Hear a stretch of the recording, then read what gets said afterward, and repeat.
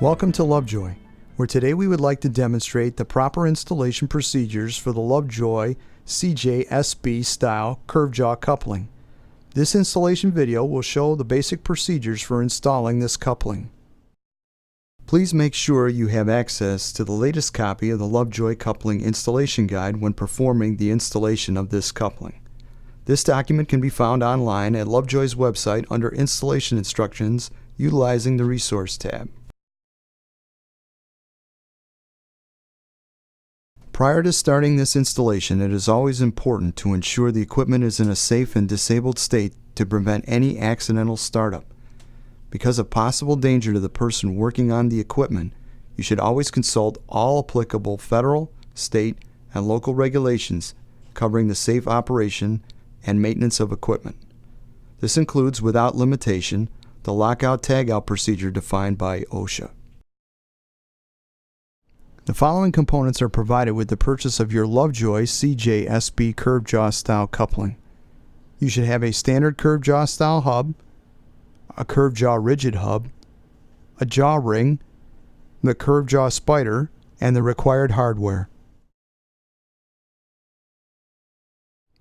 Curved jaw spiders are color coded based on the shore hardness and torque capacity of the material. Always inspect the components to ensure the parts are the proper parts that you ordered. Review your application details to ensure that this is the proper coupling to accommodate your application requirements. If the shaft and the hub both have keyways, make sure you have the appropriate key ready to use when performing this installation. Ideally, the key should be the same length or slightly longer than the hub to transmit the maximum allowable torque. It is always recommended to keep a copy of the specific coupling installation guide readily available when installing your Lovejoy coupling. The installation guide contains charts that show the necessary details, including allowable coupling misalignment and torque settings for tightening the set screws and bolts. Some installation guides may contain performance and dimensional information important when confirming the accuracy of the coupling selection.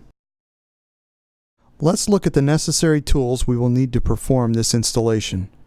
A straight edge, a dial indicator, a calibrated torque wrench, an Allen socket to fit the set screws, vernier calipers, a micrometer to confirm the shaft sizes, a gap micrometer, a wrench or socket for the flange bolts, a fine-tooth file, a strip of emery paper, non-flammable cleaning solvent, a clean cloth, lockout-tagout kit, safety glasses, and rubberized gloves. Even though we have disconnected the power to this system, it is always a good idea to check and ensure that the power is off. When you receive the coupling, you should inspect each component to ensure that there are no visible defects, cracks, or damage from shipping. You may want to check the bore size for accuracy prior to continuing with the installation. If not done already, you should measure the shaft and ensure that the shaft diameter matches the coupling bore size. Then inspect the shaft and clean up any nicks or burrs from the keyway or shaft diameter. A fine-tooth file can be used to clean burrs from the edge of the keyway or large dents in the shaft. The emery paper can be used to clear the shaft of rust or any fretting corrosion.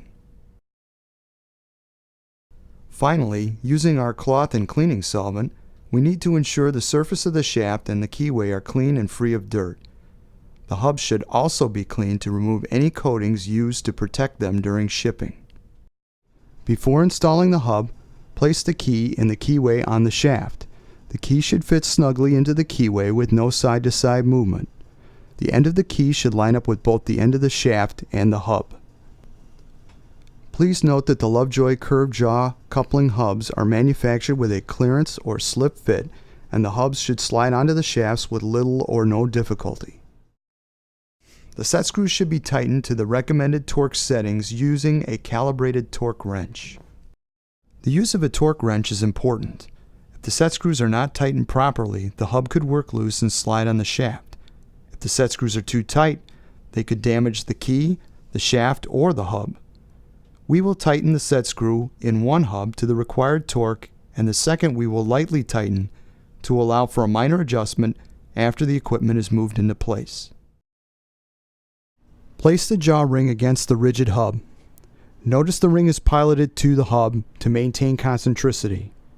Insert the bolts from the hub end and hand tighten to hold the ring in place. With a calibrated torque wrench, tighten the flange bolts to the torque specified in the following chart.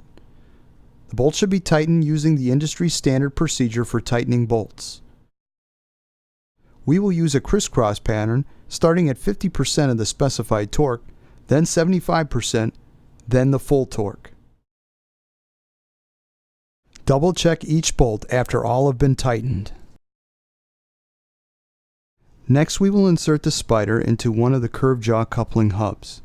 If the final shaft separation is going to be less than the actual width of the spider, you will need to ensure the shaft and the key will fit inside the open center of the spider, without touching the spider.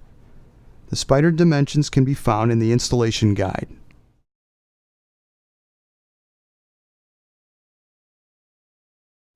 Now we will carefully move the equipment into place, bringing the hubs together until they barely touch the raised dots on the sides of the spider.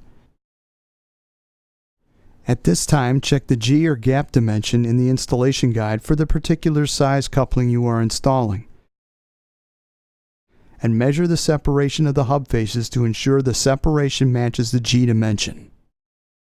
This dimension should match the installation guide to within plus or minus 1/64 of an inch. At this time, we will tighten the set screw in the second hub. Lay a straight edge across the hubs to check the basic alignment. If all sides of the coupling are accessible, check the alignment at 4 locations: 3 o'clock, 6 o'clock, 9 o'clock, and 12 o'clock without rotating the shafts. The offset between the two hubs must be less than 1/64 of an inch to prevent damage to the coupling. The angular difference between the two hubs should be less than 1 degree for curved jaw style spiders. If the alignment exceeds the allowable amount, realign the equipment to correct this condition. If using a dial indicator, mount the indicator on the driver's shaft with the sensor touching the hub on the opposite shaft. Rotate the shaft with the indicator to the 3 o'clock, 6 o'clock, 9 o'clock, and 12 o'clock positions and make notes of the deviation on the dial. If this exceeds 0.015 15,000ths of an inch, adjust the equipment to correct this condition. When the installation is complete and the equipment is aligned to meet specifications, remove tooling and material away from the shafting and coupling. Double check the tightness of any screws or fasteners with a calibrated torque wrench, then prepare for testing. Install the appropriate coupling guard per OSHA requirements and remove the lockout-tagout kit from the power supply.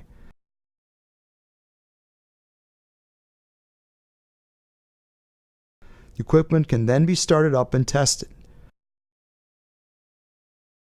The coupling and equipment should run smoothly. If vibration is detected, it could indicate that there is an issue with alignment or other problems. These could exist in the motor, coupling, or driven equipment and should be resolved prior to placing this coupling into operation. This concludes this particular installation video. We would like to thank you for your interest in Lovejoy Power Transmission products. Please feel free to visit the Lovejoy website for links to other videos and installation guides. You can also contact Lovejoy Customer Service at 630-852-0500. Lovejoy, building trust since 1900.